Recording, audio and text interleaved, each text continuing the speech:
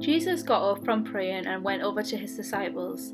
They were asleep and worn out from being so sad. He said to them, "Wake up and pray that you won't be tested." Jesus is arrested. While Jesus was still speaking, a crowd came up. It was led by Judas, one of the 12 apostles. He went over to Jesus and greeted him with a kiss. Jesus asked Judas, "Are you betraying the Son of Man with a kiss?" When Jesus' disciples saw what was about to happen, they asked, "Lord, should we attack them with a sword?" One of the disciples even struck the high priest's servant with his sword and cut off the servant's right ear. "Enough of that," Jesus said. Then he touched the servant's ear and healed it.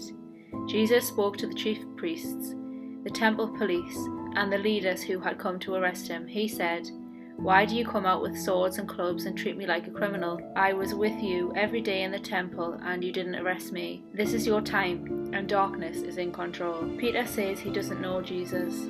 Jesus was arrested and led away to the house of the high priest, while Peter followed at a distance. Some people built a fire in the middle of the courtyard and were sitting around it. Peter sat there with them, and a servant girl saw him. Then, after she looked at him carefully, she said, "This man was with Jesus." Peter said, "Woman, I don't even know that man." A little later, someone else saw Peter and said, "You are one of them." "No, I'm not," Peter replied. About an hour later, another man insisted, "This man must have been with Jesus. They both came from Galilee." Peter replied, "I don't know what you're talking about." Right then, while Peter was still speaking, a rooster crowed. The Lord turned and looked at Peter, and Peter remembered that the Lord had said, "Before a rooster crows tomorrow morning, you will say 3 times that you don't know me." Then Peter went out and cried bitterly. The men who were guarding Jesus made fun of him and beat him. They put a blindfold on him and said, "Tell us who struck you." They kept on insulting Jesus in many other ways. Jesus is questioned by the council. At daybreak, the nation's leaders, the chief priests, and the teachers of the law of Moses got together and brought Jesus before their council. They said, "Tell us, are you the Messiah?"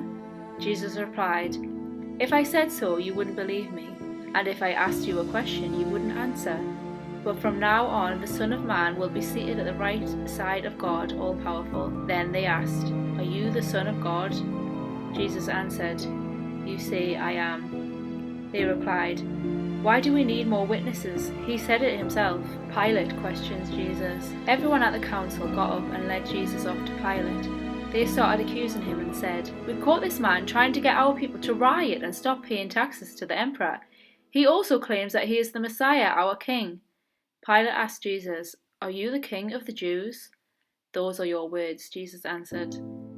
Pilate said to the chief priests and the crowd, "I don't find him guilty of anything." But they all kept on saying, "He has been teaching and causing trouble all over Judea, and now come all the way here." Jesus is brought before Herod. After Pilate learned that Jesus came from the region ruled by Herod, he sent him to Herod, who is in Jerusalem at that time. For a long time, Herod had wanted to see Jesus and was very happy because he finally had his chance. He had heard many things about Jesus and hoped to see him work a miracle. Herod asked him a lot of questions and Jesus did not answer. Then the chief priests and the teachers of the law of Moses stood up and accused him of all kinds of bad things. Herod and his soldiers made fun of Jesus and insulted him. They put a fine robe on him and sent him back to Pilate. The same day, Herod and Pilate became friends, even though they had been enemies before this. The death sentence. Pilate called together the chief priests, the leaders, and the people. He told them, "You brought Jesus to me and said he was a troublemaker,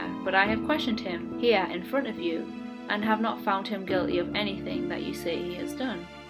Herod didn't find him guilty either and sent him back. He doesn't deserve to be put to death. I will just have him beaten with a whip and set free. But the whole crowd shouted, "Kill Jesus! Give us Barabbas!" Now Barabbas was in jail because he had started a riot in the city and had murdered someone. Pilate wanted to set Jesus free, so he spoke again to the crowds, but they kept shouting, "Nail him to a cross! Nail him to a cross!" Pilate spoke to them a third time, "But what crime has he done? I have not found him guilty of anything for which he should be put to death. I will have him beaten with a whip and set free." The people kept on shouting as loud as they could for Jesus to be put to death. Finally, Pilate gave in. He freed the man who was in jail for rioting and murder. because he was the one the crowd wanted to be set free. Then Pilate handed Jesus over to them to do what they wanted with him.